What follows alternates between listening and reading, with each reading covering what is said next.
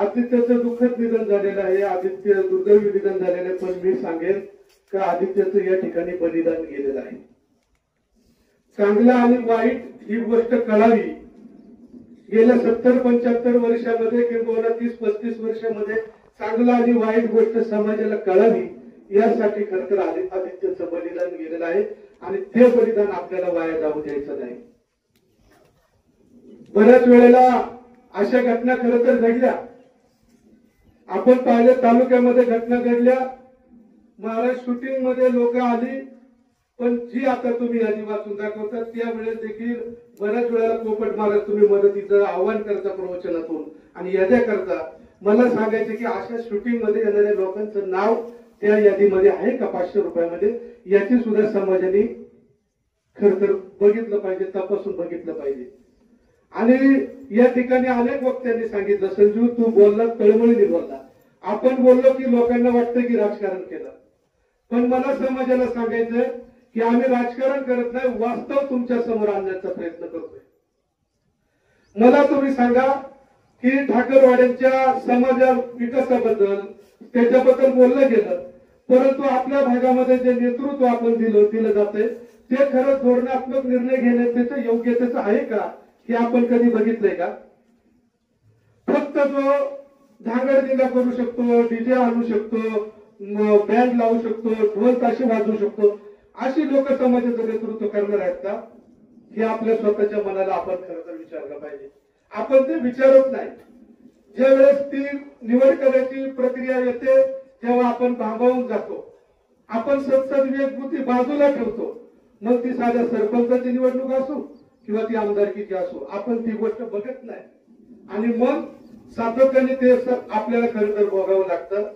म्हणून मी या आदित्य भाऊच्या बलिदानाच्या निमित्ताने खरं तर आज संपूर्ण समाज जमलाय.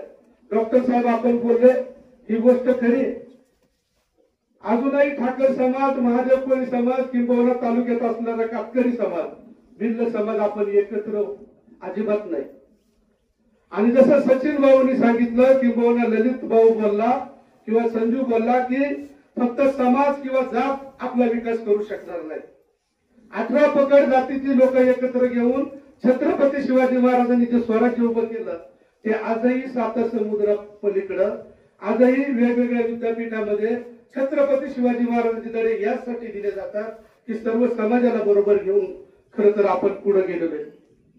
मग ही गोष्ट आपल्या समाजामध्ये कधी रुजणार आहे का? फक्त काही निवड करण्याची प्रक्रिया आली का मग आपण भागावून जाणार, हा माझ्या जातीचा, हा माझ्या याचा, हा विचार करून जर आपण केला तर भविष्य बाकी आपल्याला खूप कठीण आहे. का आपल्या भागामध्ये धोरणात्मक निर्णय घेतला नाही? आज मोठमोठ्या प्रकल्पांना गायरान जमिनी दिल्या जातात. तुम्ही सांगितलं की ठाकर समाजाला घर बांधायला जागा नाही. का नाही एखादा ठाकरवाडी विकास आराखडा तयार केला का कलेक्टरकडे मांडला नाही आतापर्यंत? आमदार खासदार त्यांच्या पद्धतीने काम करतात. या ठिकाणी आदरणीय दादा बसलेले आहेत. दादा आल्यानंतर गेल्या 20, 25, 30, 35 वर्षापासून जे आपल्या भागाची परवडती रस्ते नव्हते, मुख्य रस्ते जोडण्याचं काम दादाने केलं. दादाला माहित होतं, दादा जेव्हा इथं तालुक्यात आले तेव्हा लोक म्हणायची कुत्र्याला चालता येत नाही, माणसाला पूर्णाचे रस्ते होते, रस्ते बनवले. काय केलं आपण सर्व लोकांनी? इथं मला राजकारणावरती बोलायचं नाही, पण मला आपल्याला जागृत करायचे की आपण सर्वांनी एकजुटीने आणि सत्सद विवेकबुद्धी ठेवून खरं काम केलं पाहिजे. बऱ्याच माणसांनी या ठिकाणी इन्शुरन्स बद्दल सचिन भाऊ बोललं गेलं, पण आपल्याला माहिती की आदरणीय शरदारांनी निवडणुकीमध्ये सांगितलं होतं की माझ्या महिला भगिनी 18 ते 65 वर्ष वयोगटातल्या आणि माझे तरुण सहकारी 18 ते 40 वर्ष वयोगटातील यांचा विमा मी उतरवणार आहे. आपण पुस्तकं गावोगावी दिल्यात, पण किती लोक तो फॉर्म भरतायत, किती लोक पुढे येऊन त्याच्यावरती विचार करतायत? लोक विचार करत नाही. घटना घडली का मग उरबडवायला सुरुवात करतात. मला समाजाला सांगायचे आता आपल्याला डोळे उघडे ठेवून आपल्याला वागावं लागेल. मी दादांना विनंती करणार त्या फॉर्मची मुदत संपले खरं तर, परंतु आपल्याला ठाकर वस्त्यांमध्ये जाऊन आदिवासी पाड्यांमध्ये वस्त्यांमध्ये जाऊन ते फॉर्म खरं तर आदित्य भाऊ भरले गेले पाहिजेत आणि जास्तीत जास्त लोकांना ते विमा कवच मिळाला पाहिजे. आदरणीय दादा देखील विमा संरक्षण उतरू पाहतात. किंबहुना पोस्टाची सुद्धा मोठी योजना आहे 755 आणि 555 रुपयामध्ये. आपल्यासाठी 755 555 खर्च करू शकत नाही. आपण जर विचार केला तर गुटखा खाऊन लोक दिवसभर 100 रुपये 200 रुपयाचा गुटखा खातात. पण जर आपण म्हणलो की आपल्या स्वतःच्या सुरक्षेसाठी 755 रुपये भरायचे किंवा 50 रुपये सभासद भरायचे, मग त्याच्यासाठी लोक लगेच अनेक प्रश्न 50 रुपये का घेतात असे प्रश्न कर्ज विचारायला सुरुवात करतात. मला या निमित्ताने समाजाला कळकळून विनंती करायचे की झालं आता बस झालं, आता सहन करण्याची शक्ती बाकी आमच्या कोणामध्ये देखील उरलेली नाही. एका बाजूला आदित्यचं त्या ठिकाणी दुर्दैवी निधन झालेलं आहे, बलिदान गेलेलं आहे.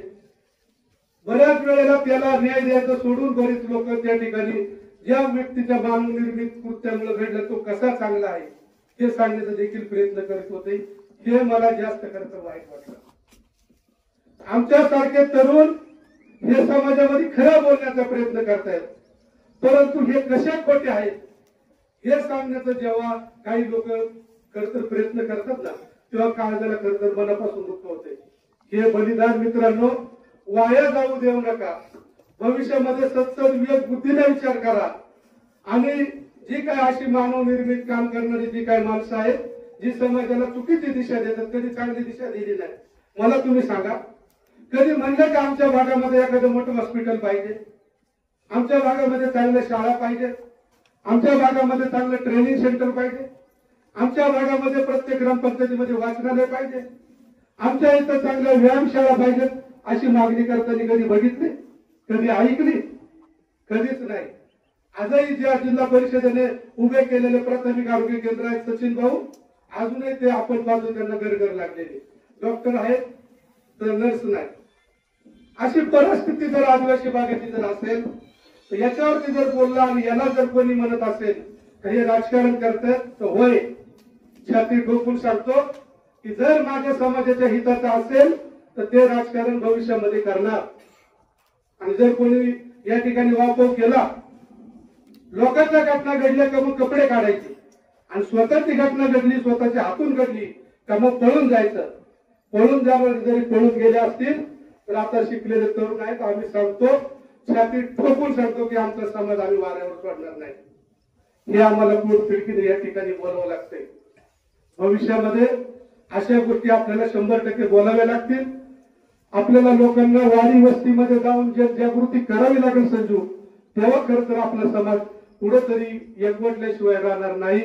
असो, अधिकच बोललो पण मी जे बोललो त्या मुद्द्यांवरती मी ठाम असतो. मी माघार घेत नाही, किंबहुना दिलगिरी सुद्धा महाराज व्यक्त करत नाही. जे बोललो ते बोललो, समाजासाठी बोललो.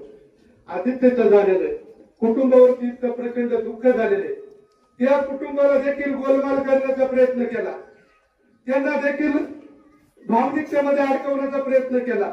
मला विनंती करायची की बाबांनो, आदित्यचं बलिदान वाया जाऊ देऊ नका.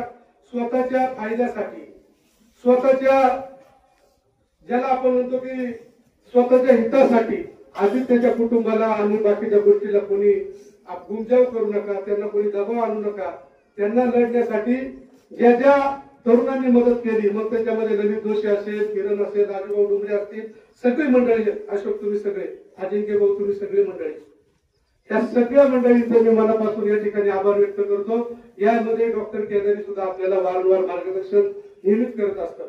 या सगळ्या लोकांचे मी या ठिकाणी आभार व्यक्त करत असताना जे आदित्यच्या कुटुंबाला जे प्रचंड दुःख झालेलं आहे, त्या दुःखामध्ये मी माझ्या वैयक्तिक गवारी परिवाराच्या वतीने सहभागी होतो. माझं एवढे तर्फे मिळेल आणि सुकावेडे ग्रामस्थांच्या वतीनं भावपूर्ण श्रद्धांजली अर्पण करून